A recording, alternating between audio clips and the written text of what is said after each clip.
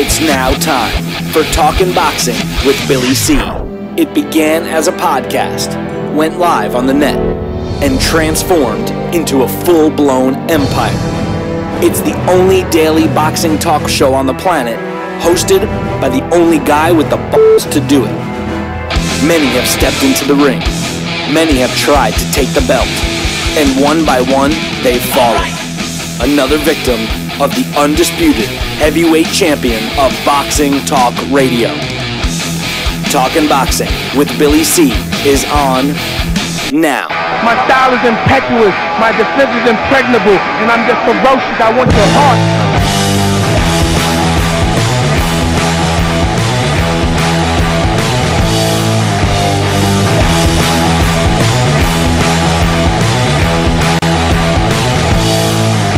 Coming to you live from the Billy C Studios in Lake George, New York. I'm Bill Calogero, and it's time for the Billy C Show. Good morning, good day, good evening. Whenever you listen, hope you're doing all right. We got a busy show scheduled for you today. But first, today's show is being brought to us in part by Sal's Neighborhood Pizzeria and Italian Restaurant located on St. Simon's Island in Georgia. Check out his website and drool. www.salsneighborhoodpizzeria.com or give my man a call, 912-268-2328, 912-268-2328. Find out why I go all the way to St. Simon's to get a decent slice of pizza. Sal's Neighborhood Pizzeria and Italian Restaurant is the place to be. Today's show is also being brought to us in part by our app. That's right. Get our app. It's for free. Just go to Fight. That's F-I-T-E. Fight.tv/Billy C. Fight.tv/Billy C. Download our app right now so you can watch and listen to our show on your handheld. And today's show is being brought to us in part by my book, Tom Molyneux, From Bondage to Baddest Man on the Planet, is available right now where all good books are sold. And you can literally get a copy of it right now while you're watching or listening to the show. All you got to do is go to Barnes & Noble or Amazon.com. And if you're looking to get a signed copy, don't worry about it. Visit our website, BillyCBoxing.com, and click on the book. Can't miss it, and follow the directions. Don't forget, if you are getting a book that you want signed, make sure you write in there how you want it personalized, and I'll do it any way you want. It's a must-read book. Trust me, you'll love it. Coming up on today's show, we got my man Larry Hazzard, Boxing Hall of Famer, and New Jersey Boxing Commissioner. He'll be joining us a little bit later. Also, Alex Pierpaoli and I will present this week's Blast from the Past, which features former world champion and Boxing Hall of Famer as of 2015, and one of my favorite personal fighters, and a good guy, Ray Boom Boom Mancini. Loved Boom Boom. Really loved watching his fights when he was active. And one of the things I always respected about Boom Boom was that he walked away young. And he did come back a couple of times, but for the most part, stayed away. And we'll get to that a little bit later. Today, yesterday I was making some bold statements about Adam Kownacki. Kownacki is how you say it, Kownacki. It's spelled like Konaki, but Kownacki is how they were saying it. And I was making my prediction that he would be indeed the next opponent for WBC champ Deontay Wilder, who I feel, no disrespect to Deontay, but I feel he's a fraud. I mean, he pounds his chest, says he's the best, and he's fought nobody. Well, although Adam Kownacki seemed to be a logical fit for him, and I still think that I would not be too shocked if Deontay Wilder does fight him next. It will be announced, possibly later this afternoon or tomorrow, that a deal has been struck for Deontay Wilder to fight Luis Ortiz. Now, I got to give Deontay all the credit in the world, because to tell you the truth, Luis Ortiz will be the first real opponent that Deontay Wilder has faced, despite being 38 years old and despite having a not-so-great performance in his last outing. I still would give Deontay Wilder lots of credit for for beating Luis Ortiz, should he beat him. I personally don't think he will. I think he will finally get exposed, and his world will come a-tumbling down. Joining me right now from St. Simon's Island is my man Sal Rocky Senecola. And Sal, what's your thoughts on Deontay Wilder facing Luis Ortiz? A real fight for sure. Bill, yeah, it's a real fight. I'm still cracking up over your comment. I don't mean any disrespect, but Deontay Wilder is a fraud. I love it. Anyway, I don't mean any disrespect either, but I think that's a good fight, Bill. I think that's going to be a great test for Deontay Wilder, and as you say, it may expose him to be ordinary as you think he is, and I think he is just above that. But I think it's a good fight, and I definitely would love to see that fight. Yeah, well, I say he's a fraud because, you know, he pounds his chest, says he's the best, and who's he got on his resume? Berman Stavern is a guy that we all thought was good, but as it turned out, he wasn't all that great. You know, so who has Deontay Wilder beat? I mean, you make a good point, Bill. I'm just having a little jab here and there, a little gibberish fun here, but you know, that's just it. His resume may not speak volumes. I think he does have some innate ability and some talent. I certainly know that where you're going with your statements and what you mean by that, because he hasn't faced the kind of opposition that you and I probably would like to see him face. But I also go back to the promoters and go back to the managers. Are they really putting him in tough as he wishes he could be in tough? I don't know if he does wish that, because he'd be calling out the top fighters, as he sometimes does. But you know, it's hard to say. Like I said, what comes first, the chicken or the egg, or the manager, promoter? Are they guiding the career the way they think they could elongate a champion that they have and keep him out of harm's way for as long as they have to ride that horse? Or are they going to put him in tough and finally he rises to the occasion and does what a champion should do and win? Or does he fold and just, you know, look like he's ordinary? The issue I have, and you're right, you know, in today's world of boxing, you know, you got to assume that the fighter is willing to fight anybody, and it's the promoter and the manager and the trainers who hold them back, because, you know, they seem to, you know something that maybe the fighter doesn't. And that's exactly what I believe in this case. You know, Deontay Wilder is just like the main character in Harder They Fall. You know, he's a guy that's been built up. He's a guy that honestly believes that he's that good. And the truth of the matter is he's not. He's very one-dimensional. He does have a suspect chin, although, you know, he keeps winning. He just hasn't fought anybody of real caliber. Now, to defend Deontay, there is only so many fighters in the heavyweight division today that, you know, I would call a top upper echelon type fighter. And I believe he's chose one, or his team has chosen one, in Luis Ortiz. Now, one thing I want to make a note of is that Luis Ortiz apparently has just signed a management deal with Al Heyman several months ago, 3 months ago, which it was the first I heard of it, to be honest with you. Wow. And maybe this is why Deontay Wilder all of a sudden is being matched up with him. You know, Deontay Wilder was saying that he wasn't going to fight Ortiz because Ortiz tested positive for performance-enhancing drugs back in 2014, and he hasn't tested positive since. You know, and you know, Deontay was, I'm not fighting him because of that.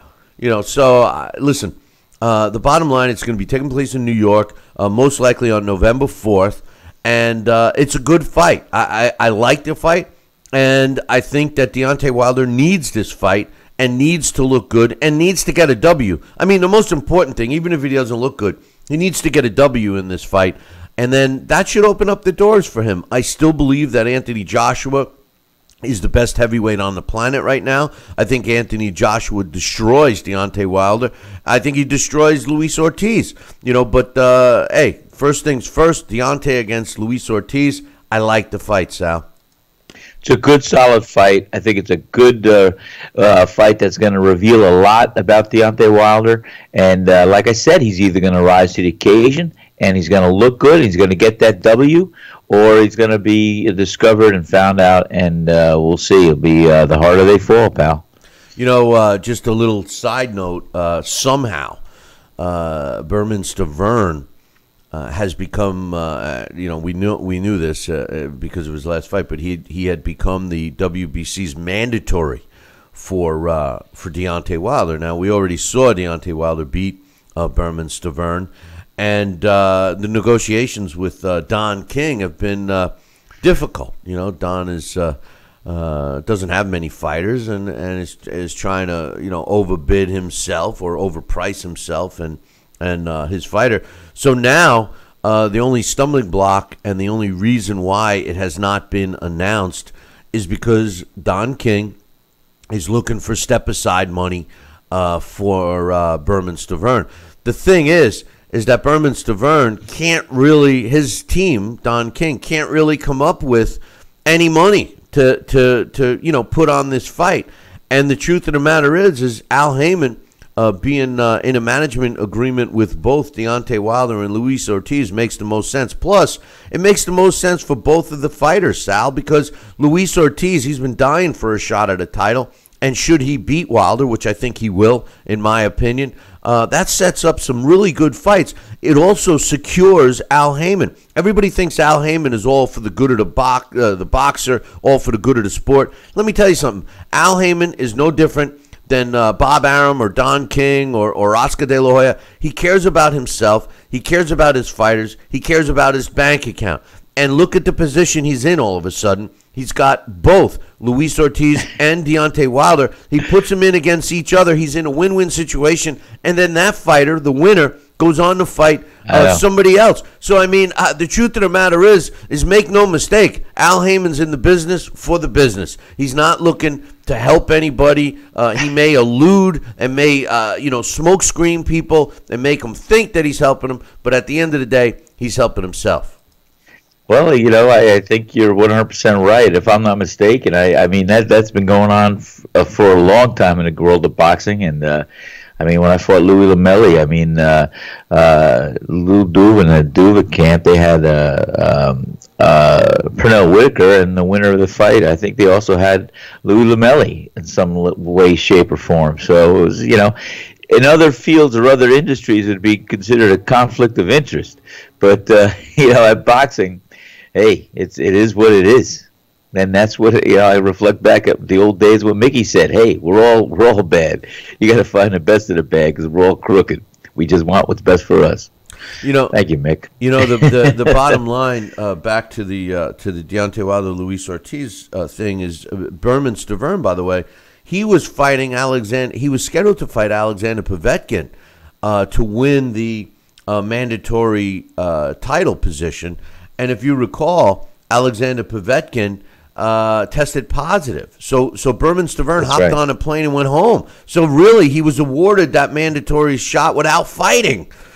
So I mean, no disrespect to the WBC because they do a lot of good things for the sport. But the truth of the matter is they insert a mandatory who hasn't even won that spot in the ring. And don't get me wrong, I don't disagree. If a fighter's going to cheat and he's caught, unless they do something to sweeten the pot. And trust me, first of all, Berman Stavern isn't anything special. He's not. By today's standards, maybe I don't know, but Povetkin's nothing special either. Luis Ortiz is a significant jump up in class for Deontay Wilder. I love the fight, and I hope I'm wrong. I hope I'm wrong. I hope Deontay Wilder comes in and shuts me up because this is the kind of fight he needs to fight. This is a guy that pounds his chest saying he's the best in the world at heavyweight. Says when it's all said and done, he wants to be regarded as the best heavyweight ever. Wants to keep fighting, wants to do this, wants to do that, pounds his chest. And what aggravates me is he has nothing to really substantiate that. A win over Luis Ortiz at least puts him in the right direction, Sal. You are 100% right across the board, Bill. I have to agree with you. And like I said, if this guy wants to be one of the history makers and one of the history book greats, hey, he's on the path. He's got to get past Ortiz, and then he's got to start knocking down the big boys that he hasn't faced thus far. But, I think, as you suggested, he wins and looks dominant over Ortiz. That's going to open up a lot of doors and possibilities. And so, hey, let's see what he could do. Let's see what he could do. Can he rise to the occasion? I want to say I think he can. But we'll see. It's a couple of months away. Let's hear what they have to say. Well, the first and foremost, I mean, let's be real. The top heavyweights today, I mean, I used to like Bryant Jennings. He hasn't fought, so you can't put him in the mix. Adam Kownacki, with his win over Spitzka this past weekend, he's got to be mentioned in the discussion. I don't think he's a top heavyweight, but he's got to be mentioned based on the crop of heavyweights today. We're going to talk about Tuesday night fights a little later, but we may have a guy in the mix there. But let's be real. The main heavyweights right now, Anthony Joshua, Joseph Parker, Deontay Wilder, Vladimir Klitschko and Ortiz. Ortiz is in that mix. So at least Wilder is fighting a top guy. I already made Anthony Joshua my top heavyweight because he fought Klitschko. I just went over my time, Sal, so hold that thought. I'll be back in 2. Billy C will be right back.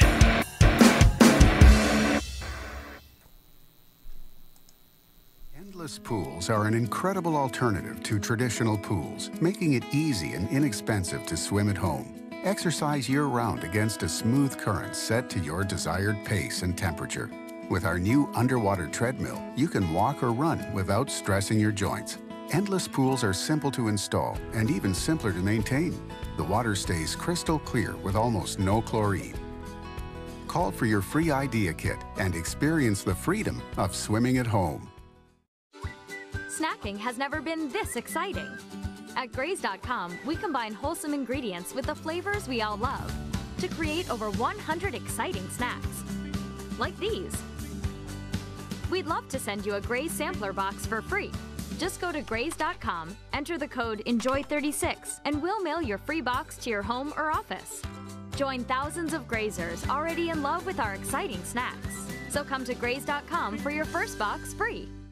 Are you currently on Medicare? In other words, do you carry the red, white, and blue Medicare card? If so, are you suffering from chronic back pain? If you answered yes, you may be eligible for a pain-relieving back brace covered by Medicare at little to no cost, shipped directly to your home for free. These medical-grade back braces are ideal for lower back pain, arthritis, spinal disorders, and other chronic back problems. Will you qualify for a medical-grade back brace? Call Back Brace America at 1-800-290-8300. Endless pools are an incredible alternative to traditional pools, making it easy and inexpensive to swim at home. Exercise year-round against a smooth current set to your desired pace and temperature. With our new underwater treadmill, you can walk or run without stressing your joints. Endless pools are simple to install and even simpler to maintain. The water stays crystal clear with almost no chlorine. Call for your free idea kit and experience the freedom of swimming at home.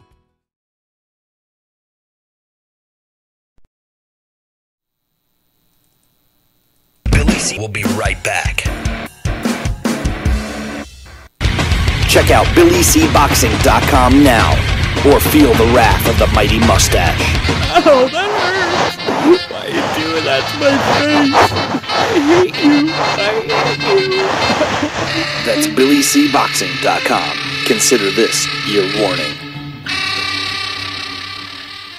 Now back to Billy C. Interact with the show at BillyCBoxing.com.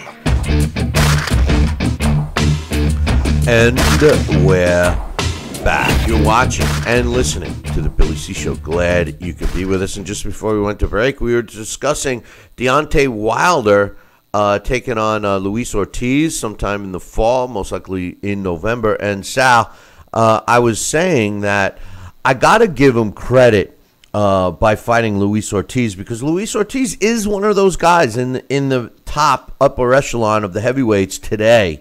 And should he beat Ortiz, I would give him all the credit in the world. Yes, me too. And like I said, I think it's a great step for him. I think it's a step in the right direction. And I think it'll give him a chance to prove himself. And those doubters out there, such as you and I think will either have an opportunity to come around and see that this heavyweight champion may be for real, and or that he's going to be finally exposed. So I love the fight. I think it's a great matchup too. You know, I had predicted on yesterday's show that the next opponent for Deontay Wilder would be Adam Kownowski. You did. A big winner over Spitzka, Tor Spitzka this past weekend. I still am not counting that out. And one of the reasons is, you know, Deontay Wilder hides behind any kind of if a guy tested positive, which I shouldn't have used that term because I agree with him. But FYI, Ortiz, it was announced on Monday that the WBC had posted fighters that have not been tested as part of the Clean Boxing Act that they incorporated.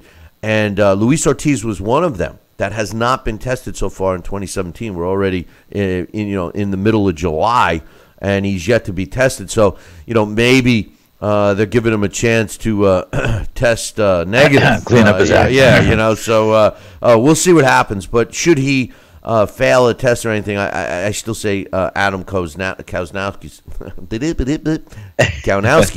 But I love the fight. Deontay Wilder against Luis Ortiz. Finally, a real fight. Should Deontay Wilder get past him, he would deserve to pound his chest like he does anyway. The funny thing is, I totally predict right now that Ortiz will beat Deontay Wilder. Deontay Wilder will not be able to beat Ortiz. Anyway, speaking of fights and heavyweights, last night, former heavyweight champ Charles Martin, who my man Anthony Joshua beat to win his first title, destroyed Mike Marone yesterday in the first round. I told you guys that Mike Marone does not train.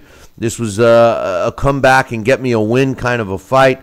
Knocked him out first round to improve to 25 wins, 1 loss, 1 draw. With 23 knockouts, Mike Marone drops the 8th fight of his career. He's now 21-8 with 15 knockouts. Make no mistake, Mike Marone is looking to get a couple of bucks here and there. I didn't like the fight. It wasn't. It was good for Mike Marone to make some money. Bad to prove where Martin is at this point, but nonetheless, a win's a win. Also on that card, Edwin La Bamba Rodriguez improved to 29-2 with 20 knockouts when he stopped Melvin Russell in the second round. Melvin Russell had only lost once before. He now is 10-2 with a couple of draws. This was La Bamba's first fight since he lost to Thomas Williams Jr. Over a year and a half ago, or just about a year and a half ago. Also on the card, the main event, Chris Avelos improved to 27-5 with 20 knockouts when he got his 20th knockout when he scored a 5th-round stoppage over Miguel Flores, who drops to 21-2. Also, Ahmed Ibilai, who's a good fighter to keep an eye on. He improved to 16-0 when he scored a 2nd-round stoppage over Christopher Brooker. And the only televised fight that actually went the distance, which tells you might have been the only evenly matched fight. Ryan Carl improved to 14-1 when he won a decision, 8-round decision over Carlos Velacruz, and Velacruz drops to 24-30. 24-30. Did you hear the amount of losses? I said 24-30. 30? Yeah, it was 30. You know, 30. so wow, that's a nail biter. Let me do my math. That's more than 500%. Yeah, that's a nail biter. That was a nail biter 50-50 match when the matchmaker made that one. But anyway, you know, you remember Jermaine Taylor, former middleweight world champion? He was a really good amateur, and his rise to middleweight title was exciting, and I've always said since he had won the title, they really he wasn't that impressive. Well, his performances outside the ring have been less than stellar. He has been in and out of trouble since his ring career ended. And by the way, he was trying to resurrect his career. He's 38 years old already, which kind of surprised me. But he got arrested again in Arkansas. He bit a woman's arm and her face while he was threatening to kill her. He was arrested around 3 a.m.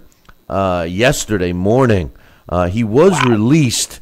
And according to multiple reports, the woman that he bit and threatened to kill so far has not pressed any charges, although the police were called by someone. I don't know if it was a neighbor or whatever. Now, if you recall, Sal, Taylor is currently serving a 6-year suspended sentence after pleading guilty to not 1, not 2, not 3, not 4, not 5, not 6, not 7, but 9 felony charges in 2015, including shooting his cousin, Tyrone DeJuan Hinton. They somehow reduced that to a suspended sentence. This is not looking too good for Jermaine Taylor. What do you think? No, I'll tell you what.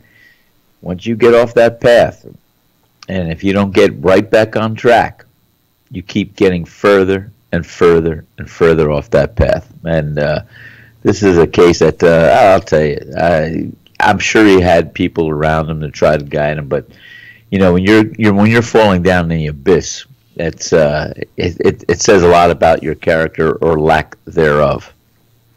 And that abyss is pretty deep.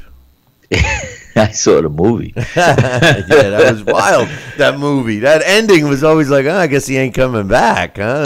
not unless they have a really, really long rope, But yeah, I love that Mary. Who was that? Fred. My favorite actress. Who was the star of that? Fred. That was the female lead who I love. She's a beautiful Italian actress. She's been in some great movies, but that was Mary Elizabeth Mastrantonio. Love her. Yeah, but wasn't Fred Dreyer the No, actor? It wasn't Fred Dreyer. It was he might have been it, but it was he's got I think his name is 2 single syllables. No, maybe Harris. Because something Harris. I don't know. I thought it was. I don't know, but I liked the movie. It was underwater, right? Coach is probably going to type the answer in the chat room. He knows everything. Huh? It was. Great actor. He had a good solid run. He was in a lot of movies at that time. He just exploded on the scene, and here we are 2 decades later. And I think I forgot his name. But that movie was. No, it was something Harris. His name was something Harris. It was underwater, right? Under the water. Yeah. It's like going to the bottom of the sea without the sea view. One last thing, because we got Larry Hazzard coming up, then we got Alex Pierpaoli doing our blast this week, Boom Boom Mancini. But check this out. Can you believe? And I'm trying not to talk about this circus fight, but it was released yesterday about the McGregor Mayweather fight, and apparently, it's generating huge betting interest in Las Vegas, which surprises me because they say that usually the biggest games, World Series, NBA championships, and of course the Super Bowl, generate a lot of money in Vegas. But this fight apparently is, and right now, most people putting money on this fight are putting it on McGregor. Floyd is only a 7-1 favorite. Apparently, 2,500 bets have already been placed on Conor McGregor, and only 65 on Floyd Mayweather. Now, I don't know what the deal is. I mean, there's no way that Conor McGregor is going to win this fight. Are these just stupid people betting money? Or do they think 7-1 are great odds? Because, I could see throwing a couple of bucks on if you're getting 100-1 or something like that. But 7-1, that seems like it's easy money to put, $1,000 or $700 to keep the, figure simple, $700 to win 100. I don't think Mayweather is in any risk of losing this fight. I mean, what do you think of these odds and the amount of people betting on McGregor? Well, he's the long shot. I'm not going to bet on the fight, but if I was to bet, I'd throw a little money on McGregor too, just for the simple fact that, hey, with 7-1 odds, I'd rather win 7 times the money than just 30% of what I put in, something like that. No, I know, so, but my point is 7-1 worth it? Not really. I mean, if I could probably do better off in a casino with $1,000 as my bank, but you never know. You never know. Hey, guess what? You're appealing to the masses with this. You have gamblers out there, and hey, they're looking at it as an opportunity to get a return. And if they're that kind of gambler that's going to throw that money down, I'm sure it's a lot more than just $1,000. So they have the bankroll to make more, and that's what they're probably trying to do. They think, hey, and look at these odds. I hear they were changing for the longest time, and I think they're going to still. Maybe they place a bet today, but who knows what those odds are going to really come off of up to fight time. And that's how pathetic this fight really is. They're actually taking the bantering at the press conferences and trying to decide, well, this guy won this. I mean, give me a break. So Conor McGregor won this press conference. It's not about a damn press conference. It's about the fight and the boxing match that's not really a boxing match. Well, it's a boxing match, but it's not, you know what I'm trying to say. Bill, help me out here. Yeah, I'm going to help you out because we're going to disconnect you now. We are going to be taking a break. I knew it. We're going to be taking a break. Sal, go get some coffee, run to the toilet, and we'll see you in a little bit, my man. I'll be listening. All right, take care. That's Sal Rocky Senecola. He'll be back, and so will we. Billy C will be right back. Are you currently on Medicare? In other words, do you carry the red, white, and blue Medicare card? If so, are you suffering from chronic back pain? If you answered yes, you may be eligible for a pain-relieving back brace covered by Medicare at little to no cost, shipped directly to your home for free. These medical-grade back braces are ideal for lower back pain, arthritis, spinal disorders, and other chronic back problems. Will you qualify for a medical-grade back brace? Call Back Brace America at 1-800-290-8300. This message is for all Americans that owe $10,000 or more in back taxes to the IRS. Look, I know you want to keep ignoring those letters, but the problem isn't going away. It's really stressful, and you don't know where to turn. The good news is you have rights, and we can help resolve your IRS problems. If you owe more than $10,000 in back taxes, our qualified CPAs, tax negotiators, and support staff know the law and know how to get your situation under control legally and permanently. Call the number on your screen now and we will contact the IRS on your behalf, help you end wage garnishments, stop collection calls, remove tax liens, get rid of IRS and state tax penalties, and reduce the amount you owe if you qualify. You wouldn't go to fix your car without going to a mechanic, so why face the IRS without an experienced company that can help you? Let us take the stress of back taxes and the IRS off your shoulders so you can spend time on the important things in your life, like your family or your business. If you owe more than $10,000 in back taxes, call now and find out how we can help you.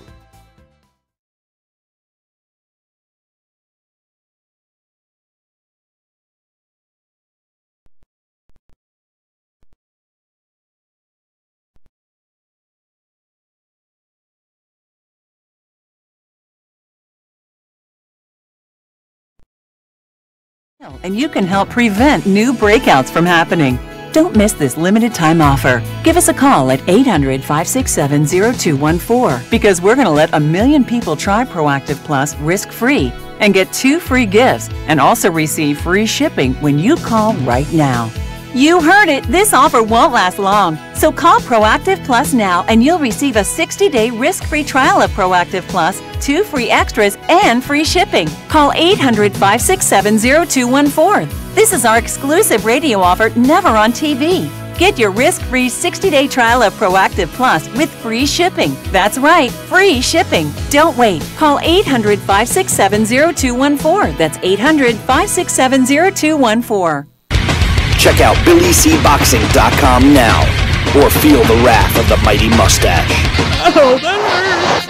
Why are you doing that to my face? I hate you. That's BillyCBoxing.com. Consider this your warning. Now back to Billy C. Interact with the show at BillyCBoxing.com.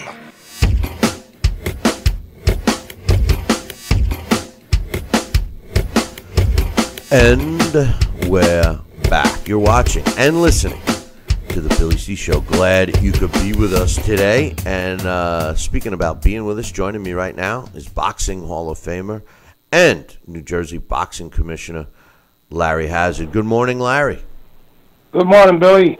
Good morning. How's it going, my man? Couldn't be better. Staying cool down there. I heard you guys are sweltering down south of where I am. Yeah, it's going to be another scorcher today. Funny thing, I call myself abbreviating my workout this morning because I have to always drop my truck off, my state truck, for servicing, and then I walk to the building. It's about a mile and a half from the building. Okay, but I think I made a mistake this morning. By the time I got to the building, I had to change my shirt. I always keep a spare shirt in the office. Shirt was soaking wet, man. It's going to be a scorch out there. I could imagine. It's like you didn't think you were walking through a sauna from where you dropped it off to the office, right? I'm telling you, I really got caught by surprise. But well, you would think early in the morning you'd have a reprieve, right? You'd think you get a little coolness, right? But no, man. Unless you know what's in store for later on today. I'll tell you what's in store. You're not walking back to get the truck, right? No, I'll get a ride over there. There you go. You get a ride, and you'll say, "Hey, do me a favor, get that AC cooking, and let me know when it's nice and cool. I'll run down and dive into the car." You know. But anyway, we had some fights this past weekend, and I don't know. I'm not sure what to think about several of them, and I'll start off by talking about the main event on HBO, Burchell against Murara. Takashi Murara is a tough guy, but nowhere's near a fighter that you want to see how good a guy is. And considering the announcers were putting Burchell in the same discussion as Vasily Lomachenko, I think it was hard to gauge. What was your thoughts? Well, when it comes to those commentators, I don't pay much attention to them anymore because I'm totally convinced that there's an interest, either individually or through the network, that there are certain fighters that they wish to highlight for some reason. I don't know.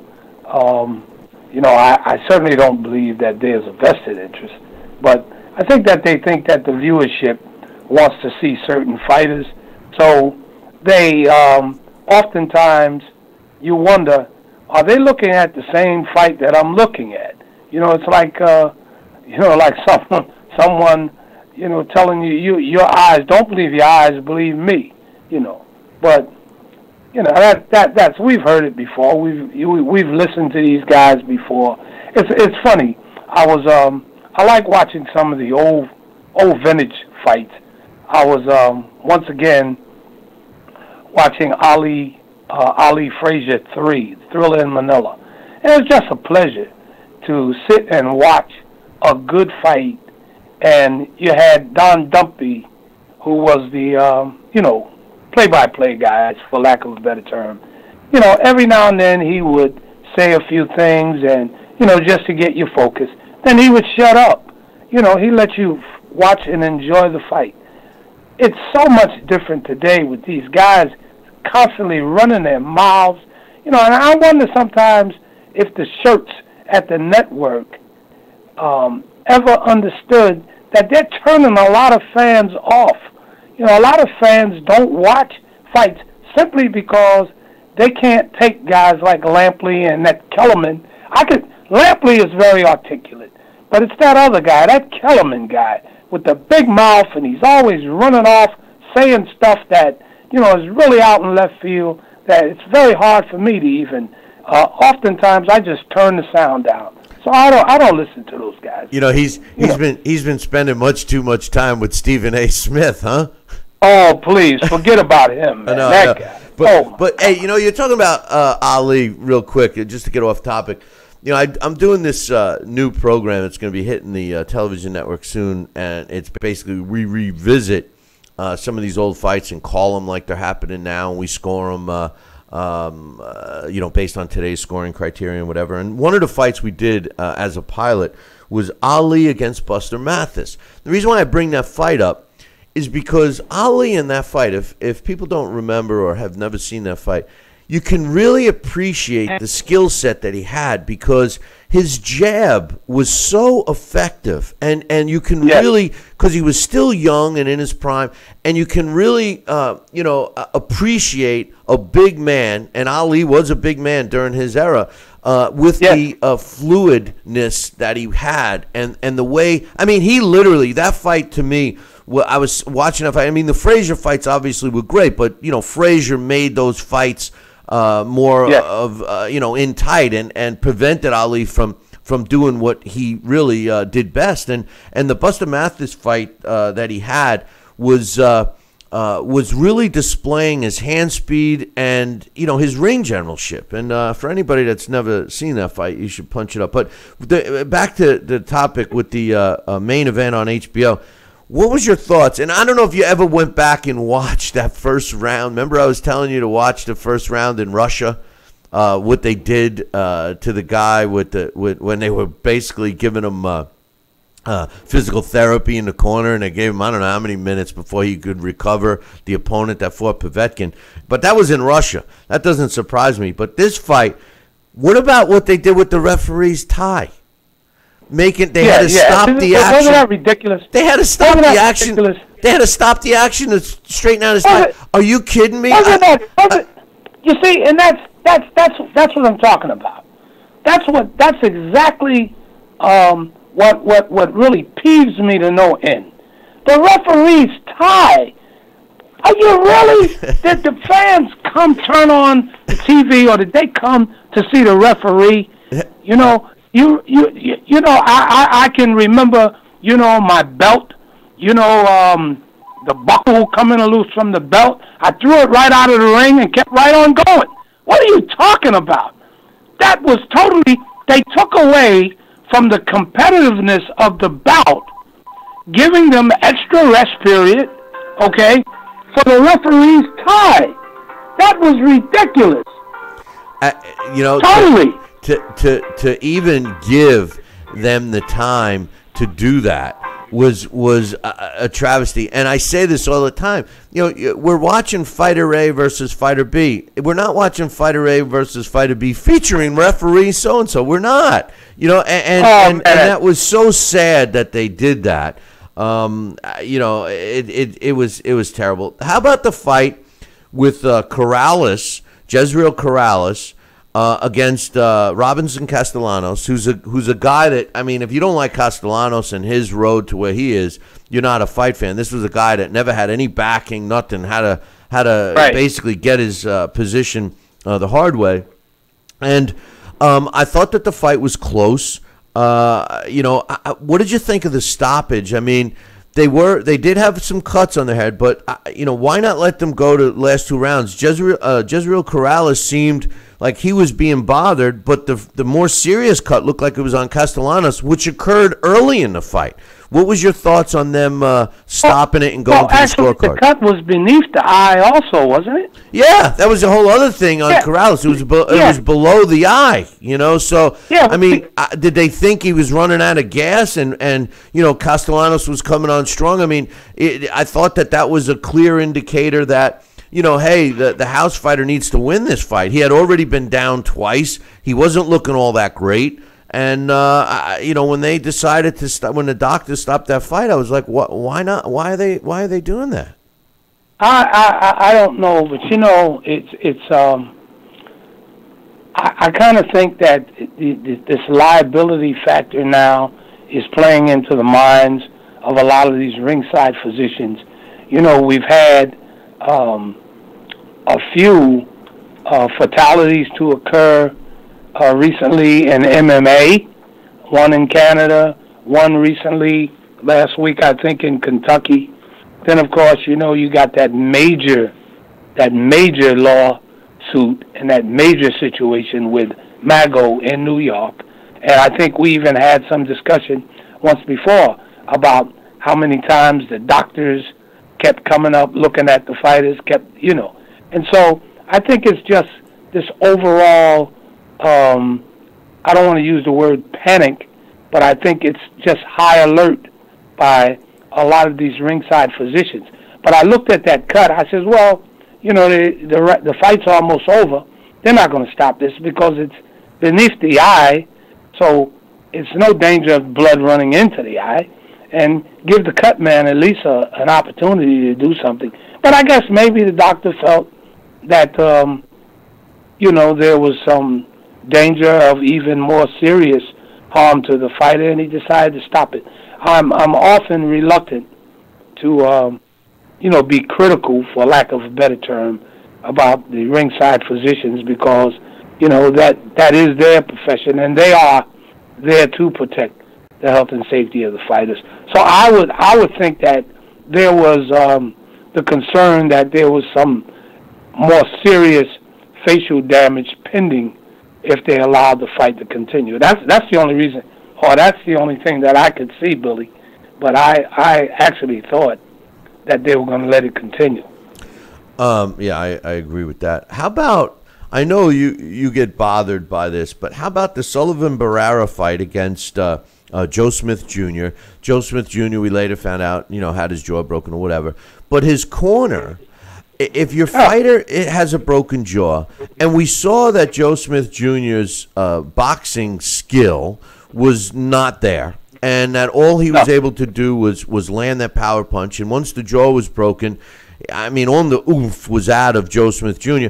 As a corner, if you really care about your fighter, isn't it time to stop the fight instead of trying to be a rah-rah man and say, go out there, you got to win this fight, you got to knock him out? I mean, I know I wasn't in the corner, and I know I wasn't looking in the eyes of Joe Smith Jr., so maybe the corner was doing the right thing. But so often do we see these corner guys being so tough for the fighter. I mean, on one hand, we just were saying that we thought that the fight might have been stopped too soon in the Corrales-Castellanos fight, but in this fight, the kid had nothing that night, and everybody has a bad night. Why make him go, especially if you know he's got a broken jaw where you could be inflicting more and more damage? And Barrera was a sharpshooter after he got up off the canvas early in that fight. He became a sharpshooter. I blame the corner for Joe Smith. What do you think? Well, again, you know my view on that situation. Cornermen and referees, in my opinion, some referees, they're the bravest people in boxing. I agree. Joe Smith Jr., Barrera actually made him look like a one-fight wonder. Okay? Everybody's hopes were very high after Smith had knocked Bernard Hopkins out. Bernard Hopkins, who perhaps should have been retired at the time of the fight, if not much sooner. And so everybody's hopes were very high, and all the pressure was on Joe. He had nothing. After that fluke knockdown in the first round, I mean, hit Barrera with a left hook, I think, on the forehead, knocked him down. Roy Jones really pointed that out, and I had to agree. Gee whiz, it's got to be real power to tag a guy on the forehead and he goes down like that. But anyway, I don't think there's any question about Smith's power. And he had nothing. After that first round, I didn't give him a single round. As a matter of fact, he was taken totally to school. He had nothing at all in the fight. Even the punch wasn't working after that first round. That's my point. So I think that in order to protect the health and safety of a fighter, he's got a broken jaw. He's way behind in the fight. Cornerman should know his fighter better than anyone else. He should have known that this kid just didn't have it that night. And, again, we go back to a loss, especially a loss like that, would not be the end of his career. But you don't really know how much damage they did to this kid by allowing that fight to continue. What they did to his psyche, what they did to him physically, we don't know yet. Right.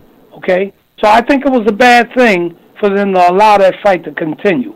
I agree. Okay, to that point. And even if his jaw wasn't broken, if a corner really cares that much about a kid, okay, the performance in itself, I think, warranted them to stop the fight. Because he's young, he's still got a future in boxing, but once again, we don't know how much value they put on that 0, being undefeated and all of that type of nonsense that goes on in boxing. So I agree with you there. I think that they should have stopped the fight. I think that unlike the other situation where I thought the fight could have been allowed to continue, this is one that I thought should have been stopped by the corner. Right. So I think they may have made a serious mistake that night. I agree. By the corner, and sometimes these real hard, heavy-handed fighters don't do themselves justice because, I hear rumors all the time that Joe Smith has all this boxing skill. I've never seen it. And I think that what happens is they rely on that power, and the power isn't working, especially since he kind of celebrated prematurely after the knockdown. And then, like you said, he didn't have it, and the corner needed to step up and be the bad guy for the fighter and say, I'm stopping this fight. Tomorrow's another day. They were hoping, like the fighter, that he was going to land that lucky punch and lay out his opponent. But, he was in there with a very experienced guy, and I don't know, bad decision. But and, hey, Billy, let me add to because this plays right into something that I've heard several times. Because, when these guys get these interviews, these referees, and sometimes these commentators, they like these sound bites that sound good. I've heard this from a referee. I've even heard it from others. We like let the fighters decide the outcome. You've heard this. It sounds good. I'm the type of referee that I don't want to get involved. I like to let the fighters decide. Well, that's not why you're there. And that's not why the corner is there. Okay? It goes beyond, just refereeing and letting the fighters. If you allow fighters to decide, real fighters will fight to the death. They will fight to the death. Fighters don't want the embarrassment of quitting, okay, in front of thousands of fans. So that's why the referee and the cornermen are there to truly protect the health and safety of the fighters, even from themselves, because the fighter does not want to openly quit, so he will keep going like Joe Smith did. So I think that the responsibility in that particular situation fell definitely right on that corner to say, hey, Joe, you don't have it tonight, okay? We're going to stop this fight, okay, and go back to the drawing board. And I think that they would have gained a greater measure of respect from the fighter and certainly from the fans and from people like us. I agree 100%. The fights, you're talking about referees. I just can't. I can't even focus to see if he's a good referee because I think that his antics in the ring are so terrible, and it really takes away. To me, it's almost degrading to other referees. But I'm talking about the guy out of New York, Willis. He did the Brown Monahan fight. He's doing his little dances and the googly eyes stuff, and I mean, and then you had the commentators last time he was on HBO, saying that he's one of the favorite referees, that the fans love watching him. They love doing this. And I'm saying to myself, who? What fan? I don't want to see a guy hogging the camera. He's always in the camera shot. You know, I don't understand why a commission would reward a referee like that. Well, because you have commissions and heads of commissions who don't know anything about refereeing, so they don't have the confidence to challenge referees. They don't have the confidence to challenge guys and say, "Hey, wait a minute, these are not a part of referees' mechanics." Now, let me point out something here that's very important. Once again, I'm telling you, it's these commentators that are spoiling a lot of these referees. The human factor. When you got guys like Lampley and some of these others, oh, this referee is this, he's that, the fans love him, this, that. Well, we don't know that unless you've taken some type of poll of fans, okay, and I'm not one of them.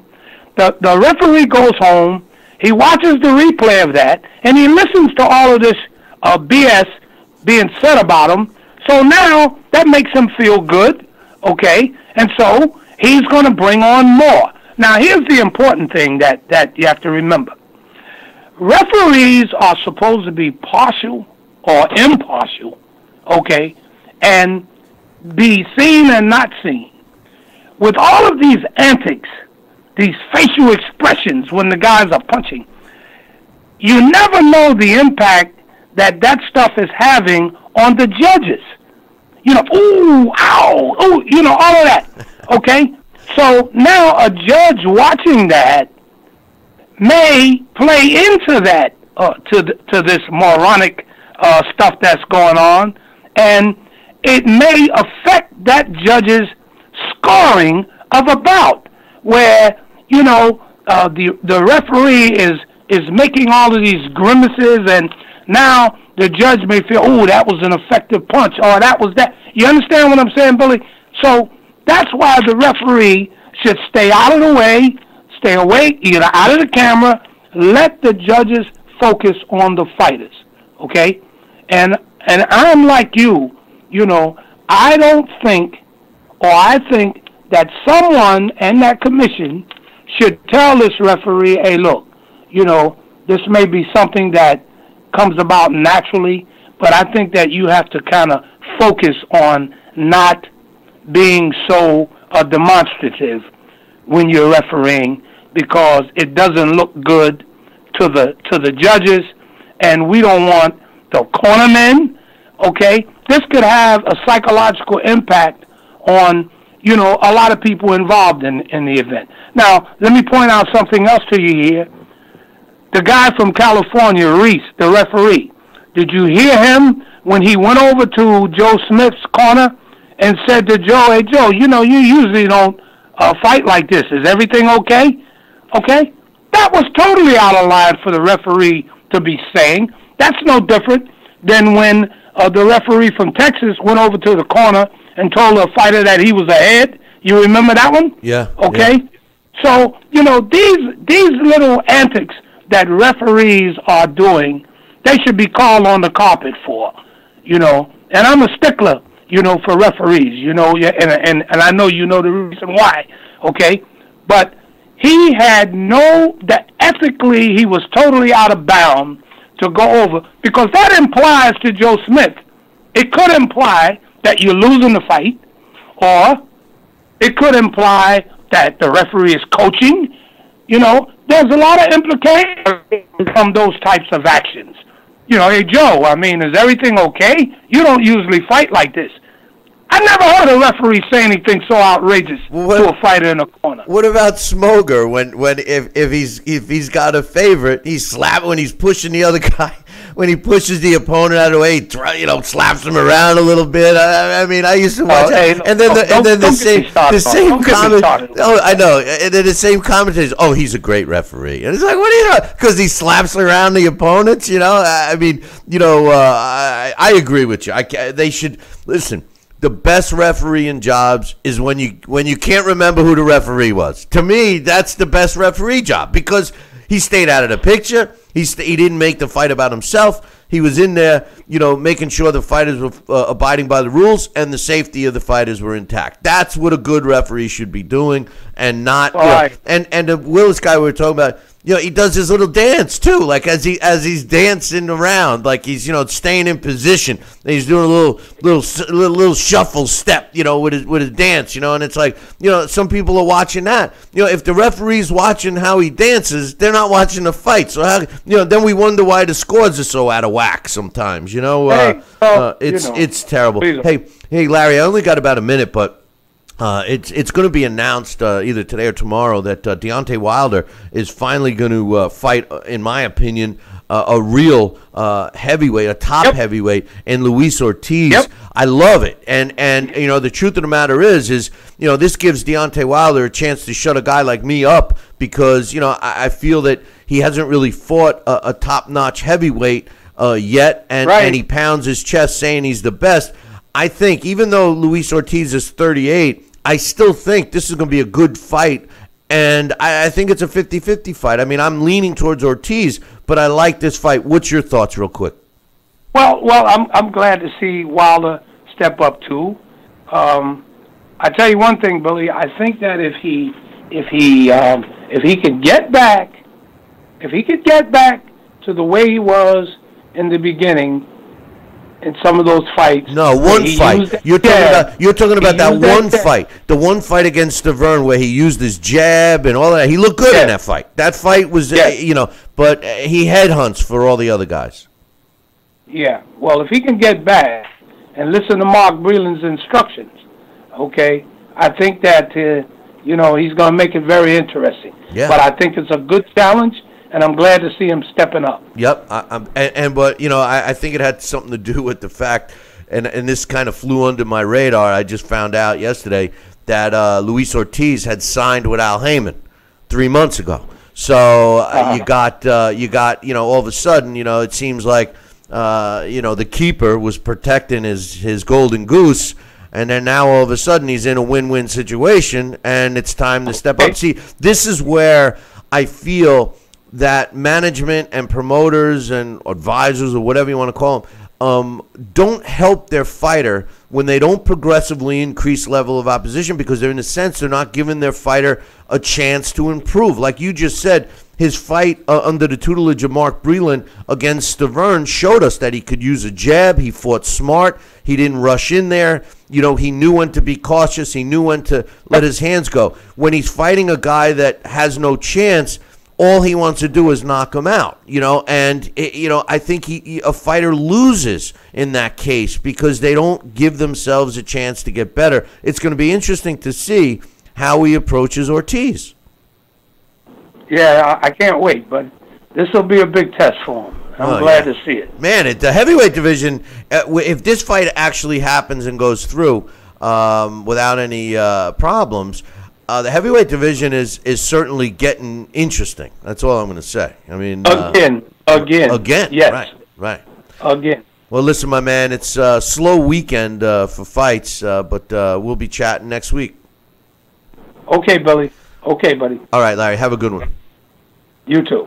That's my man Larry Hazzard, Boxing Hall of Famer and New Jersey Athletic Commissioner, giving us his thoughts. And as usual, Larry does not pull any punches, and at least he agrees with me with that Willis situation. I mean, no referee should be dancing and smiling, and he was funny when he says he gives them those looks. That's exactly what the looks are, like, oh, God, that must have hurt. And the judge sees that. Who knows what they're thinking? Hey, listen, we're going to take a short break. When we come back, the blast from the past, Boom Boom Mancini, coming up next. Billy C will be right back, part of the Billy C Boxing Network.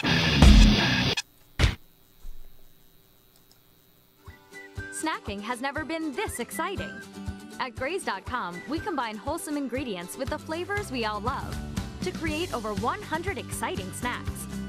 Like these. We'd love to send you a Graze sampler box for free. Just go to Graze.com, enter the code ENJOY36, and we'll mail your free box to your home or office. Join thousands of Grazers already in love with our exciting snacks. So come to Graze.com for your first box free.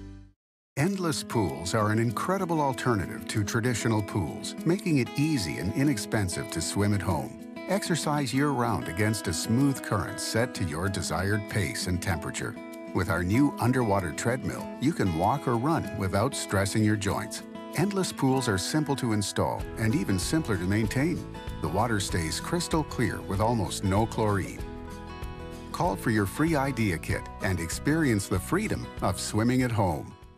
Are you currently on Medicare? In other words, do you carry the red, white, and blue Medicare card? If so, are you suffering from chronic back pain? If you answered yes, you may be eligible for a pain-relieving back brace covered by Medicare at little to no cost, shipped directly to your home for free. These medical-grade back braces are ideal for lower back pain, arthritis, spinal disorders, and other chronic back problems. Will you qualify for a medical-grade back brace? Call Back Brace America at 1-800-290-8300. Snacking has never been this exciting. At Graze.com, we combine wholesome ingredients with the flavors we all love to create over 100 exciting snacks. Like these. We'd love to send you a Graze sampler box for free. Just go to Graze.com, enter the code ENJOY36, and we'll mail your free box to your home or office. Join thousands of Grazers already in love with our exciting snacks. So come to Graze.com for your first box free.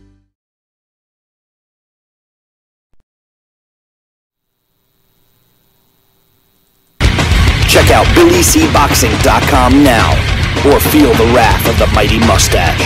Oh, that hurts! Why are you doing that to my face? I hate you! That's BillyCBoxing.com. Consider this your warning. Now back to Billy C. Interact with the show at BillyCBoxing.com.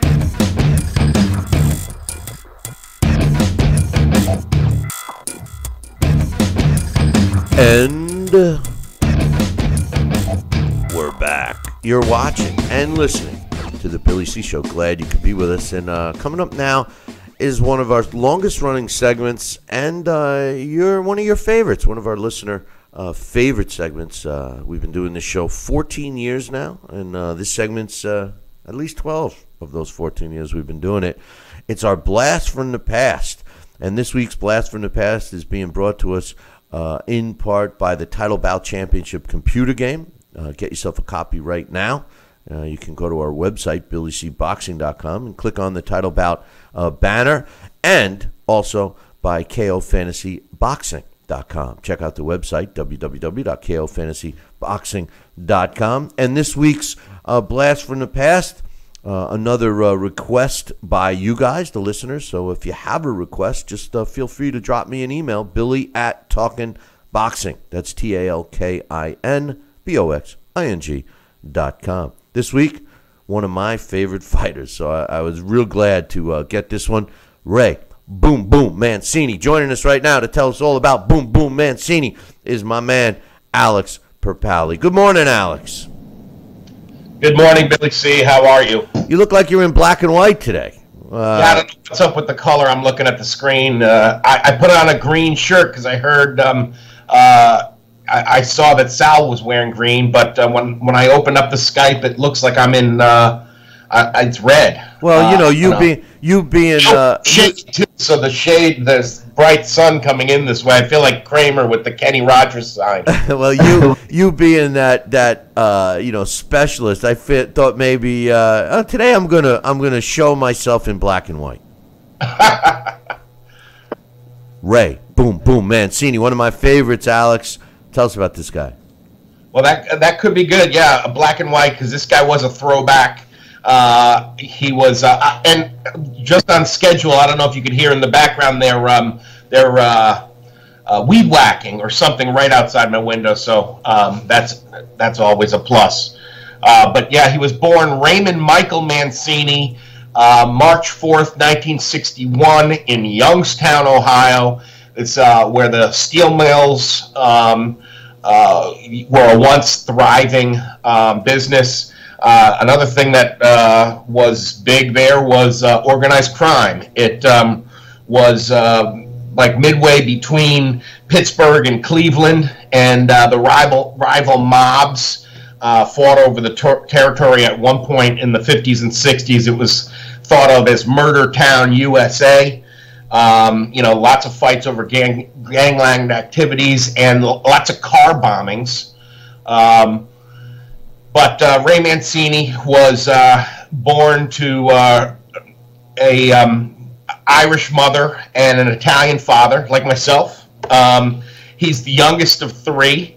He had an older brother and an older sister, and his father, Lenny Mancini, was a lightweight boxer and had actually fought Sammy Angot and Rocky Castellani, and had a 61 bout career. And Ray took after his dad and adored his father, and sort of lived out some of his father's fantasies, and followed in his father's footsteps in terms, and exceeded his father's greatness in the ring.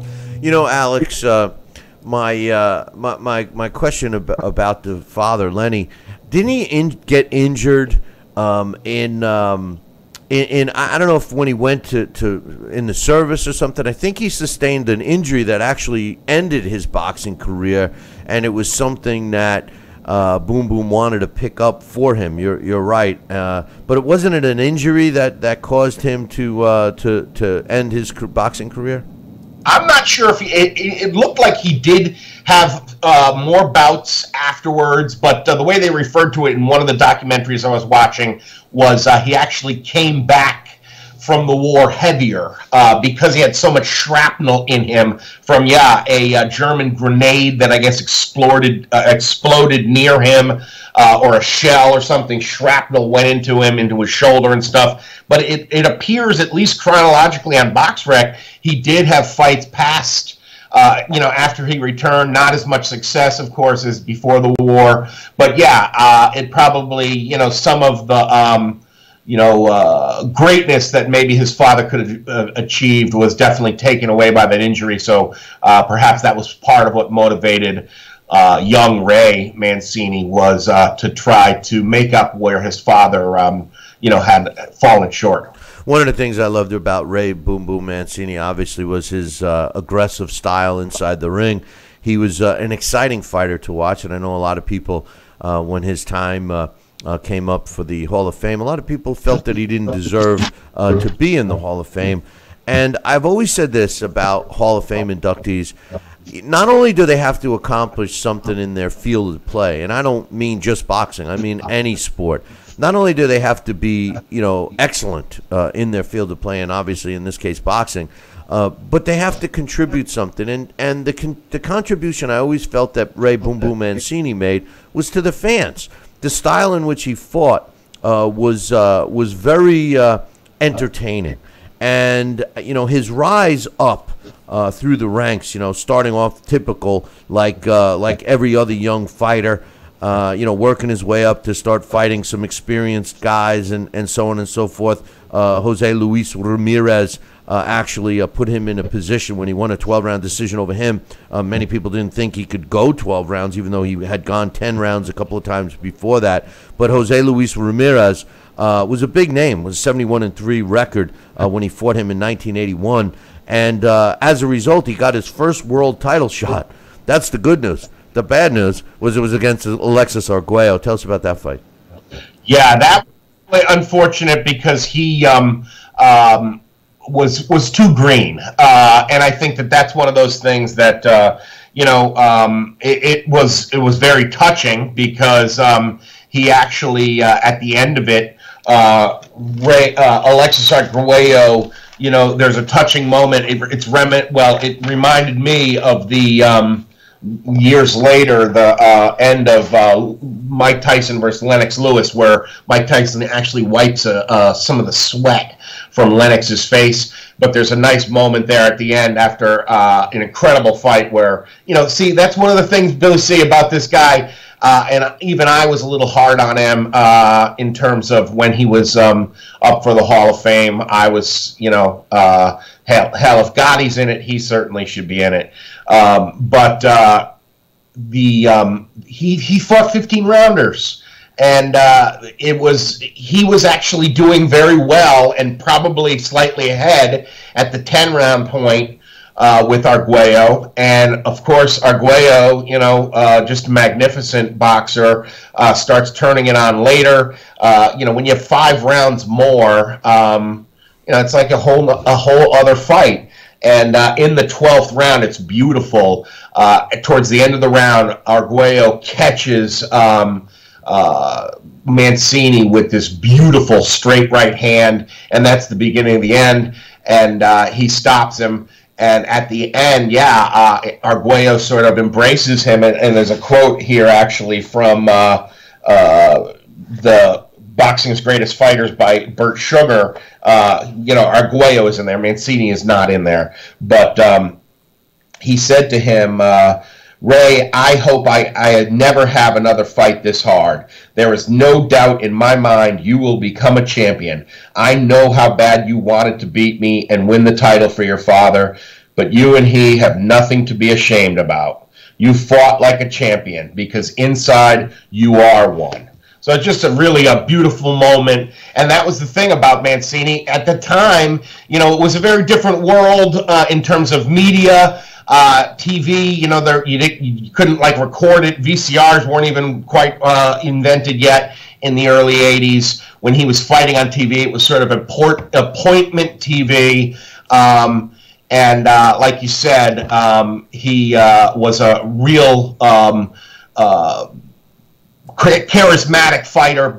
His style was so engaging, and he was on TV a lot. CBS had a contract with him. They had a market with the Youngstown, Ohio, the regional fans. He did great ratings, and it was worth it because he was fun to watch. And Arguello was right. A couple years later, he gets the shot at the title against Arturo Frias, and that fight is a one-round war. This is what I really don't like about today's sport of boxing, Alex. In boxing years ago, a fight like the Alexis Arguello fight takes a fighter like Boom Boom Mancini and helps him become a better fighter in defeat. And like you read that quote from Alexis Arguello, giving the guy he just beat, credit, which is, he didn't have to do that. He could have just enjoyed his moment of coming from behind, because that's what he did in that fight, come from behind and win. But a loss doesn't always mean the end of a boxer's career. In this case, the loss was a big driving mechanism for Boom Boom Mancini. And what did he do? He got right back up on his horse. He got a, let's get him a win fight in his next fight after Arguello. Then he fought Julio Valdez, who was a tough fighter in those times. A lot of he was 20 wins, 9 losses, and a draw when he fought Ray Mancini. But a lot of those losses were not, maybe they weren't so many losses, is my point, which set him up for that other world title shot that you mentioned against Arturo Frias. And this time, like you said, he was a guy that was on a mission, destroyed Frias in one round, and became the WBA World Lightweight Champ. He would go on to fight another, make a successful defense, and then probably, unfortunately for Boom Boom Mancini, the most famous fight of Boom Boom's career took place on November 13th in 1982 against Duk Koo Kim. And not only did this fight change Boom Boom Mancini's life, Alex, but it changed the sport of boxing forever. Tell us about the fight with Duk Koo Kim. It absolutely did. It very much shaped boxing, and especially boxing's relationship with free TV, because a person was basically beaten to death on Saturday afternoon television. And that was very hard for at least the networks to handle. That whole idea about what is boxing? Is it barbarism? Is it sport? Really became a question afterwards. And there were even I forget now. I think it was what was it? Mike Weaver versus Holmes. There was a heavyweight title fight soon after this one that was probably stopped too early because people were so worried about fatal boxing matches. But yeah, Duk Koo Kim at the time, a fighter with only 19 fights. This young kid from South Korea who gets a title shot. And on a Saturday afternoon in Las Vegas at Caesar's Palace in a parking lot, the way those fights were some of the greatest fights of the 80s. That's the place they took place, is outdoors like that. And it was an incredible matchup. Neither fighter would give anything, and Duk Koo Kim gave as good as he got. It was almost like Mancini was facing a Korean counter point of himself, and it was an incredible match. And finally, in the 14th, Kim was stopped, and he died 4 days later due to his injuries from that fight. And it was very, very difficult for Ray Mancini to deal with, and of course, horribly tragic for the family of Duk Koo Kim. He never. I had spoken to Boom Boom Mancini several times. He's been on this show. We didn't talk about it over the air, but off the air, he said that it changed his whole life. He had considered retiring right after that fight. Really, no one could really relate to what it must feel like. I certainly can't, but it definitely affected Boom Boom Mancini. One thing, I'll jump ahead. It wasn't until a couple of years ago they were filming a documentary, and he actually went just for closure for himself, and he went over to South Korea and met the son of Duk Koo Kim, who Duk Koo Kim never met. His wife or fiance at the time was pregnant with the son, and basically gave them.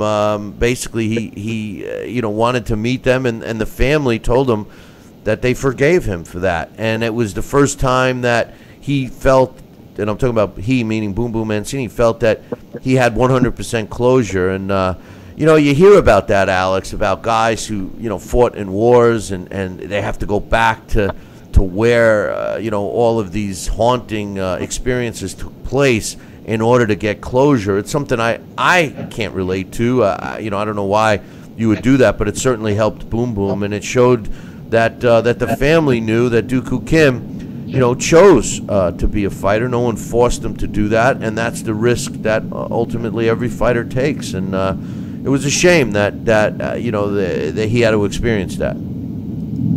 Yeah, I think that's one of those things that they're forever bound. Him and the family of Kim, and I think that. It is something you don't like to think about in boxing. However, it's sort of the elephant in the room. It goes with the territory with boxing. Boxing is a very dangerous sport. It's the riskiest of contact sports in that sense. And of course, like you said, the family has that understanding that he died doing what he loved. He wanted to be there, and it wasn't like it was accidental or anything purposeful on Mancini's part. But you're right, it is a source of traumatic stress. And but one thing about about Mancini, I think that's amazing, is just the determination. And yeah, Coach mentioned this in the in the chat room, that was where the nickname came from. Is Boom Boom came from Lenny Mancini. He took his father's nickname. But one of the things that I like that Mancini talked about was it's very difficult to get to there, but it's much harder to stay there. And I think that one of those things that that comes with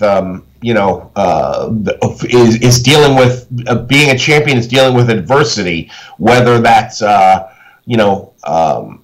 consistency and maintaining a consistency in your training camp, or dealing with the horrible repercussions of your own actions, like he was forced to in the death of Duk Koo Kim. He waited almost a year before he fought again, really contemplating retirement. But what he did do after the Duk Koo Kim fight is he fought George Feeney. Although his title wasn't on the line and George Feeney was certainly no world beater, he fought for the first and only time in Italy. And it was something that he did want to do. So he did do that. He got the decision, and he came back to the States, New York specifically, and had a title defense against Orlando Romero, who was undefeated at the time. He then fought Johnny Torres. Then in a fight that I remember can't waiting to go and watch was him against Bobby Chacon.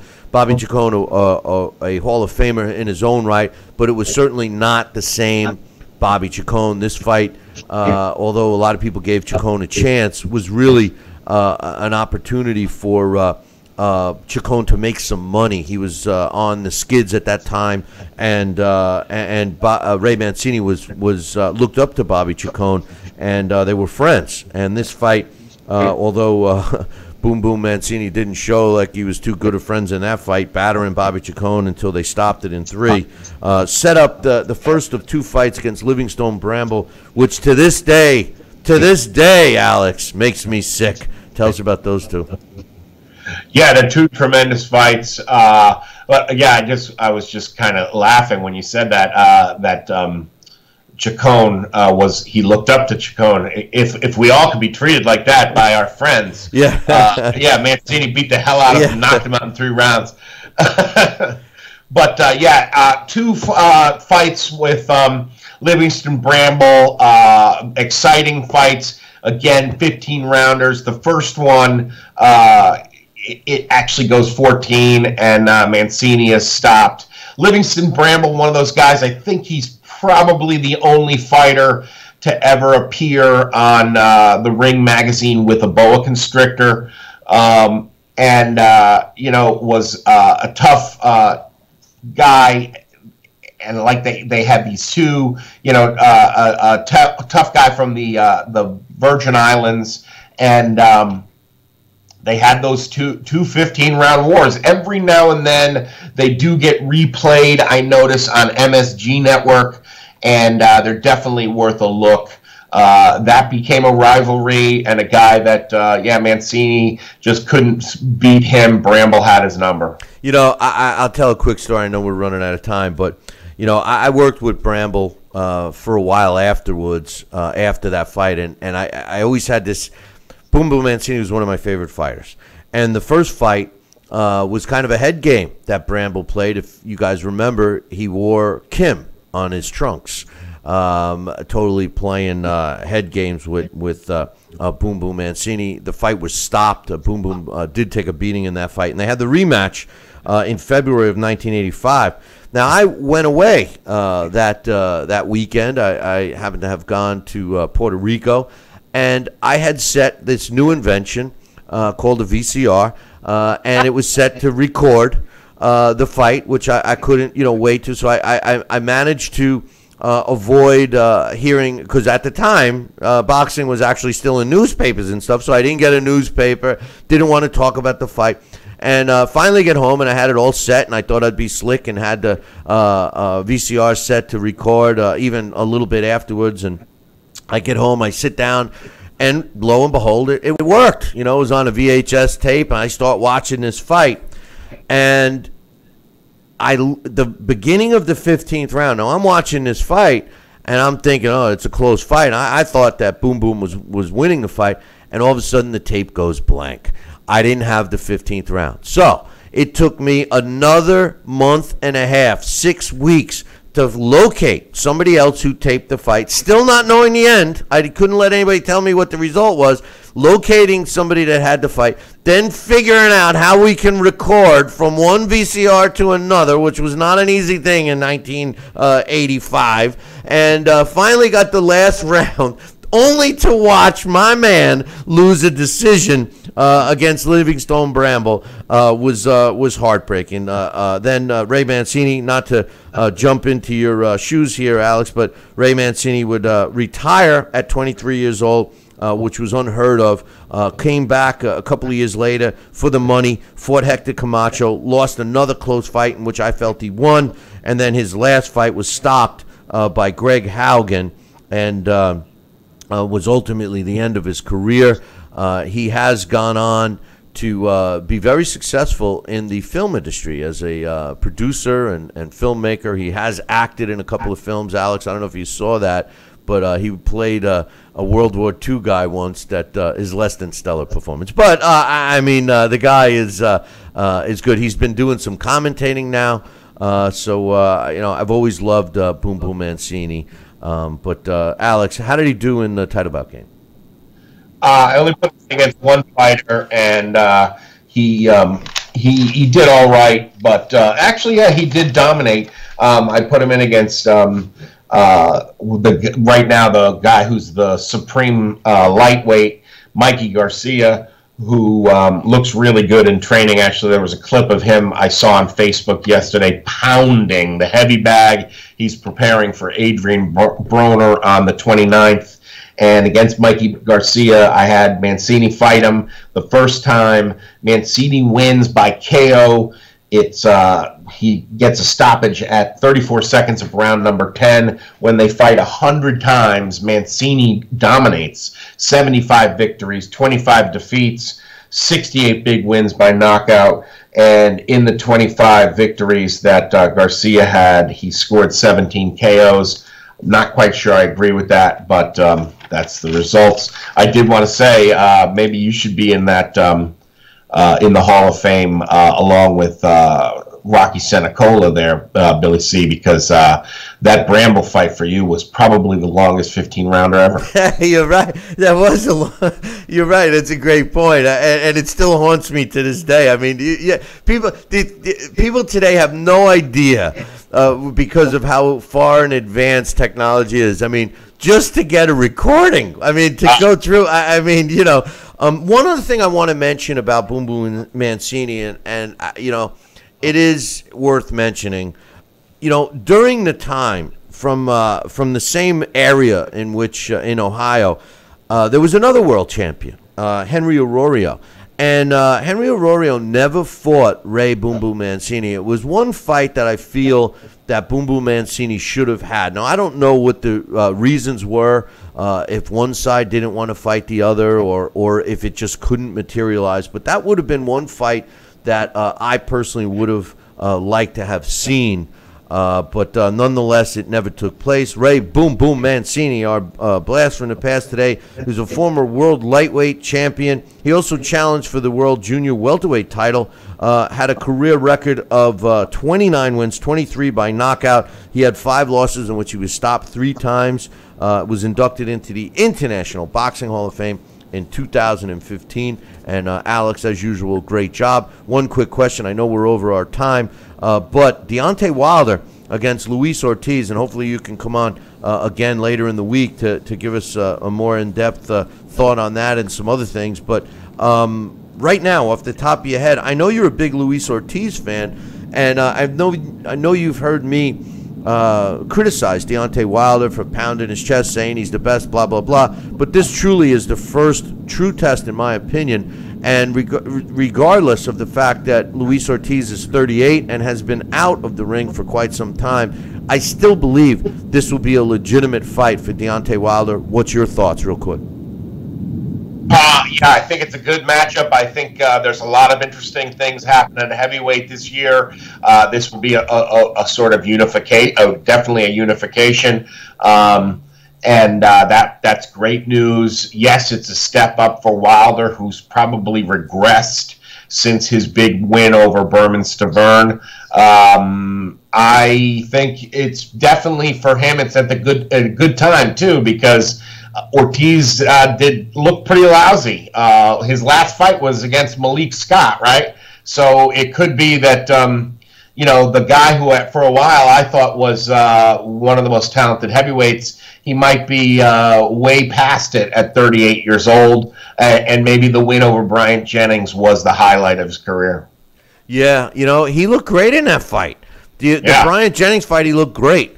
And you're right. But you know what? Sometimes fighters like that, Alex, especially the fighters with the, long background that he had in the amateur ranks and the level of opposition that he did face, they get bored. They want a challenge. And, if we don't see the best Luis Ortiz against Deontay Wilder, and likewise, if we don't see the best Deontay Wilder against Luis Ortiz, there's a problem. It's true. Yeah.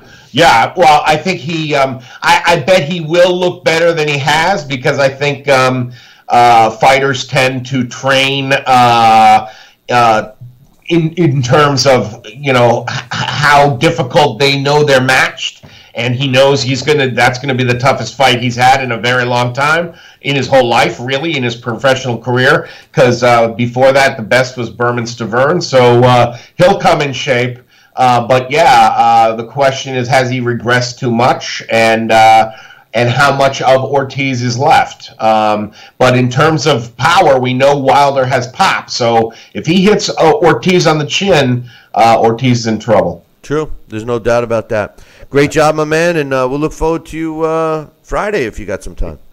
All right, cool. Yeah, I'm sorry about the reception. I'm not sure what's up with the just color. Get right on my that. Camera will be working. Just get right on that, all right, Alex? Step number one, you have to slit all the tires of the lawn service people, and step number two, fix the damn camera. Will do. All right, my man. We'll talk to you soon. That's my man, Alex Pierpaoli. We're going to take a short break. When I come back, what's his name's joining us again? What's his name again? Oh, that's right. Sal Rocky Senecola. We'll be back in 2. Billy C will be right back. Part of the Billy C Boxing Network.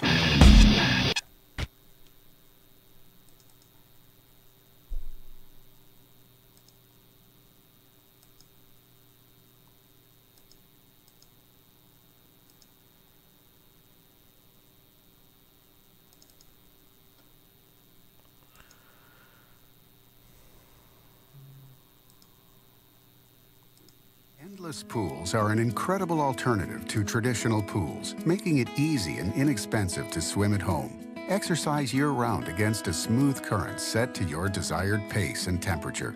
With our new underwater treadmill, you can walk or run without stressing your joints. Endless pools are simple to install and even simpler to maintain. The water stays crystal clear with almost no chlorine. Call for your free idea kit and experience the freedom of swimming at home. Snacking has never been this exciting. At Graze.com, we combine wholesome ingredients with the flavors we all love to create over 100 exciting snacks. Like these. We'd love to send you a Graze sampler box for free. Just go to Graze.com, enter the code ENJOY36, and we'll mail your free box to your home or office. Join thousands of Grazers already in love with our exciting snacks. So come to Graze.com for your first box free. Are you currently on Medicare? In other words, do you carry the red, white, and blue Medicare card? If so, are you suffering from chronic back pain? If you answered yes, you may be eligible for a pain-relieving back brace covered by Medicare at little to no cost, shipped directly to your home for free. These medical-grade back braces are ideal for lower back pain, arthritis, spinal disorders, and other chronic back problems. Will you qualify for a medical-grade back brace? Call Back Brace America at 1-800-290-8300. Endless pools are an incredible alternative to traditional pools, making it easy and inexpensive to swim at home. Exercise year-round against a smooth current set to your desired pace and temperature. With our new underwater treadmill, you can walk or run without stressing your joints. Endless pools are simple to install and even simpler to maintain. The water stays crystal clear with almost no chlorine. Call for your free idea kit and experience the freedom of swimming at home.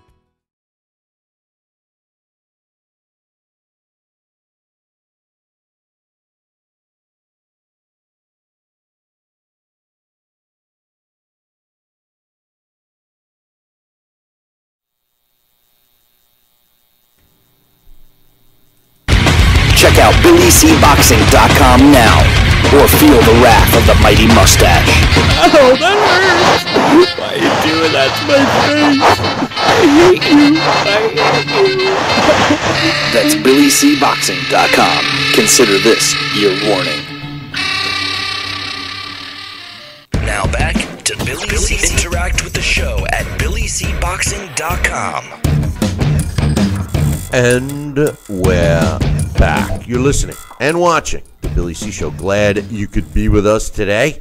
And a special shout out to all of our Facebook Live viewers. We are still experimenting. I guess we got to call it a regular thing now. It's beyond experimentation, but we got some good questions going on there. We're going back and forth between the Facebook Live communication and our chat room up on BillyCBoxing.com. Joining me again is Sal Rocky Senecola. And Sal, I got an email from your buddy Joel. He says, I missed Sal on yesterday's show. Did he watch the PBC or HBO this past Saturday? If so, what was his thoughts on what he saw? You did watch it, and real quick, you enjoyed the stoppage for the bow tie the best, right? I thought that was unique. How beautiful that was displayed on national TV. How the referee allowed the fight to have a longer period of rest than the 1 minute allotted by the laws of boxing in Queensberry since the beginning of those rules. And how Billy, I couldn't believe it. I still can't believe it. They asked for a timeout, and they were fumbling over getting this bow tie done. It's probably even a freaking clip-on. Who knows? I thought they were. I thought a lot of them were, to tell you the truth. Even you heard what Larry said. I don't know. You know, can I tell you? I'm going to tell you something. I've worn. I take pride in tying my regular ties. My father taught me at a young age, the Windsor, this one, that one, couple knots. I like it. Now, moving down south, they do wear a lot of bow ties. And they do dress up quite a bit when they have these little festivals called like the Run for the Roses, the Kentucky Derby. And I've been invited to a party or two. Then you dress up in a derby hat. You dress up with, it's an occasion and it's an event. And you drink mint juleps and you place your bets and you have a good time. And, of course, there is the infamous bow tie that you do not clip on, but you take the pride in having to tie your own bow tie. Now, I have been shown and taught and learned how to tie a bow tie. And let me tell you something. If that thing ever comes undone, it is one of the most tedious things to reproduce and do over again, especially when you're allotted only a minute in between boxing rounds. So, yeah, but that blew my mind. I said, wow, where is boxing really going or heading or falling? I mean, here's a guy with a stupid bow tie around his neck, and I'm sorry for those bow tie fans. I'm sorry.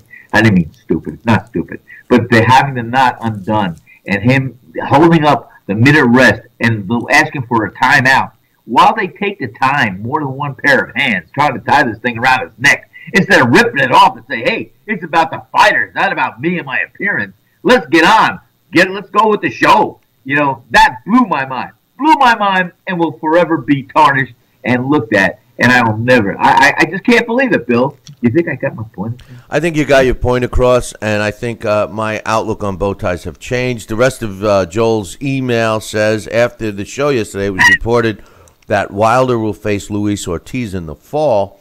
It will take place on Showtime, while Berman Stavern is looking to put a halt to those plans since he's the mandatory. I think none of those guys will get the fight in November. And like you said, Billy C., it'll be Adam Konowski fighting Wilder in November. Do you still agree with your initial thoughts about Konowski, or did your thoughts change since yesterday? Well, listen, we talked about it earlier. I want to see Wilder fight Luis Ortiz. I love the fight, okay, despite the fact that I feel that Luis Ortiz is, not at his best. That's not Wilder's fault. Whether that was part of the game plan to wait or whatever. you got to remember, Luis Ortiz has had some management issues. Was signed with this guy, signed with that guy. Never really got the fights he wanted. And then again, a lot of management teams don't want to put their fighters in with a guy like Luis Ortiz. He is a dangerous fighter, but nonetheless, it'll by far be the best opponent that Deontay Wilder has faced, 38 years old or not. I hope that the fight happens, but if there is a wrench that's thrown in that, either before it's actually signed, sealed, and delivered. Apparently, the contracts have not been fully signed yet. They expect them to be today, but if it's not, then yes, Adam Konowski will be the guy. It makes sense. Lou DiBella already planted that seed after his win over Artur Spitska this past weekend. So, but let's keep our fingers crossed. There's nothing better than watching Deontay Wilder against Luis Ortiz, seeing AJ get a rematch with Vladimir Klitschko, even though I feel that there's no need. And then you have Joseph Parker in the mix, who really is not on the same caliber as AJ or even Luis Ortiz. And I'm not so sure he's on the same level as Deontay. But those are the top guys. So I'm glad it's happening, Sal. Me too. And like I said, this is the time where Deontay Wilder is going to probably show everybody he's going to rise to the occasion, and he's going to, he's not just a big guy. He's going to have a jab behind him. Maybe he's going to do some defense, but he's going to be strong offensively. That's what I want to see from Deontay, because I think he believes who he really is, and I just want to see that fighter go in the ring against a good, formidable opponent. Well, I mean, and that's the sad part. I mean, he does think he's the best. Honestly, he thinks he's the best, which is good. You gotta have confidence. You gotta have confidence. But the sad part is that his management has not given him a chance to get better. And like Larry and I were talking about, he's got a fantastic trainer in Mark Breland. And he did look good against Berman Stavern. Although, we wonder how good Stavern really is. The truth of the matter is that fight, the fight that Deontay Wilder had against Stavern, he showed us that he can box. He had a great jab going. He had movement. He had a ring generalship, something that we haven't seen in any of his other fights. So you wonder if he's become a headhunter and that's all he does, or if he's honestly knows that he's in with a guy that he should blow out of there and then tries. I can't see him trying to blow Luis Ortiz out of there quickly. Ortiz is too good. He's a counterpuncher, even if he's slowed down, even if the same Ortiz that fought Scott shows up. But come on, Ortiz's best performance I was ringside for against Bryant Jennings, and a lot smaller than Deontay Wilder. Let's make no mistake. And Wilder's going to have quite the height advantage over Ortiz, but nonetheless, love the fight, and we'll talk more about that one, Sal. But the heavyweight division is starting to shape up, huh? It is, and we saw that great fight with that action-packed heavyweight championship between Klitschko and Anthony Joshua. And I think, looking at that pool right there and having these other contenders out there, I think it's going to start developing into a really good division. We'll see. And as goes the heavyweight division, so goes boxing. And we have another decent fight next weekend. Adrian Broner going up against Mikey Garcia. A lot to prove in that one for both fighters. Some people feel Mikey Garcia was handed a title shot after a long layoff, and Adrian Broner feels he's got a lot to prove, that he's still in the mix. Tough fight. Give Broner credit for fighting Garcia. Give Garcia credit for fighting a bigger guy in Broner. That's coming up next week, and then we're closing in on the big fight, which is Triple G Canelo. I can't wait to see that one in a few weeks. But anyway, on this day, July 19th in 1997, William Guthrie knocks out Darren Allen in the third round to win the vacant IBF World Light Heavyweight title. It took place in California. On this day in 1940, Tony Zale knocks out Al Hostic in the 13th round to win the World Middleweight title. It took place in Seattle. And that was called the NBA title at the time.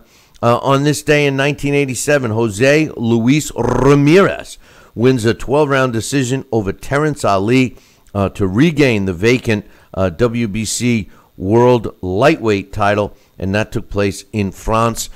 Terrence Ali, maybe we'll do a blast on him. One time we did do it. I got to see Terrence Ali fight several times in Las Vegas, and this was his world title shot against Jose Luis Ramirez. And Terrence Ali was a really good fighter. He had won regional titles, but never won a world title. It's a shame because this was a really talented fighter that didn't get many opportunities. He did get this opportunity in 1987, but against Jose Luis Ramirez, even though Ramirez was on the downswing, was still a tough out. So that's a guy to keep your eyes on. On this day in 1981, Jim Juan knocks out Pedro Flores in the I don't know if I said that right. I don't know, Bill. I'll tell you the truth. I'll tell you the truth, Sal. I'll tell you the truth. I messed up that name. It's Juan. It's Juan Jin Kim, not Juan Jim Kwan. No. It's Juan Jim Kim, and he knocks out. Not to be confused with Hom Chom Chong, but Juan Jin Kim. Juan Jin Kim knocks out Pedro Flores in the 13th round to win the WBA World Junior Flyweight title. Took place in South Korea.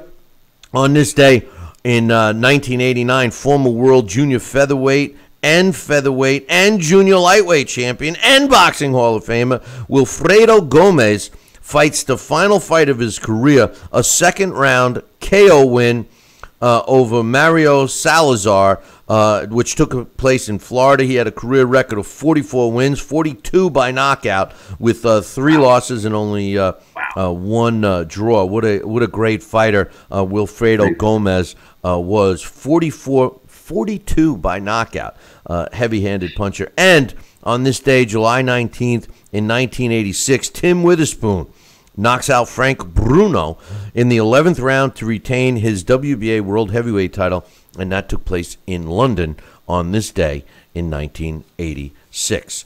That concludes our show for today. Now, tomorrow, we are going to talk more about Luis Ortiz and his fight with Deontay Wilder, and some other news, including some updates on Tyson Fury and Artur Beterbiev. Neither are too happy. And we will also talk about a comparison with where pro boxing is today versus where it was, 40 or 50 years ago, and how much less popular it is. And we got statistics to back it up. So referees. I'm going to leave you. I'm going to leave you with this. Make sure you tune in tomorrow morning. Same bat time, same bat channel. Until then, I'll leave you with this. Ciao, baby.